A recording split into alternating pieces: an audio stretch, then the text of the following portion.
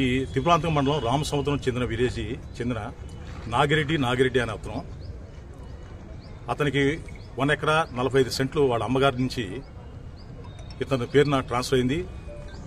Sub registrar ఆఫీస్లో registration document కూడా జరిగింది. దాని మీద అతను మిటేషన్ మరియు పట్టాదారు పాస్బుక్ కోసం పట్టాదారు పాస్బుక్లో మిస్టేక్ పడటం వల్ల దాన్ని రెక్టిఫికేషన్ కోసం కూడా అర్జీ పెట్టుకోవడం జరిగింది. ఈ 2 అర్జీలు ప్రాసెస్ చేసి వర్క్ కంప్లీట్ చేయడానికి అక్కడ విఆర్ఓ గారు ఆయన కుమార్ నాయక్ గారు 25,000 రూపాయలు లంచం అడగడం జరిగింది. 20,000 రూపాయలకి ఫిక్స్ అవడం జరిగింది అనమాట. దాని మీద ఈ నాగిరెడ్డి ఫిర్యాదుదారుడు అతనికి లంచం ఇవ్వడం ఇష్టం లేక ఏసీబీ అధికారులు 6వ తారీఖు రావడం జరిగింది. మేము అదంతా కూలంకషంగా విచారణ చేసుకుని ఈరోజు ఆ రిపోర్ట్ మీద ఎఫ్ఐఆర్ నమోదు చేసుకుని ఈ ట్రాప్ కండక్ట్ చేయడం జరిగింది.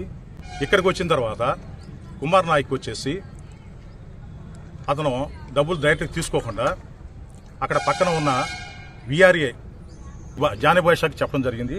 జానీ భాష ఏం చేస్తాడు, ఇంటర్ను అతని పక్కనే అదే ఊరికి చెందిన చింతల చెరువు వెంకటేశ్వర రెడ్డి అనే కుర్రాడు ఉంటాడు, అతనికి చెప్పడం జరిగింది. ఆ కుర్రాడు తీసుకోవడం జరిగింది. సో ఇది మెయిన్ ఎవరైతే అక్యూజ్ ఉన్నాడో అతను మిగతా వాళ్ళకి తెలిసి వాళ్ళు ఎలా చేయడం వల్ల ఈ డబ్బులు తీసుకోవడం వల్ల వాళ్ళ ముగ్గురు కూడా మేము కస్టడీలోకి తీసుకోవడం జరిగింది. అయితే వాళ్ళని పూర్తిగా విచారణ చేస్తాం. ఈ విచారణ అనంతరం వీళ్ళ ముగ్గురిని అరెస్ట్ చేసి నెల్లూరు ఏసీబీ కోర్టులో హాజరుపరుస్తాం.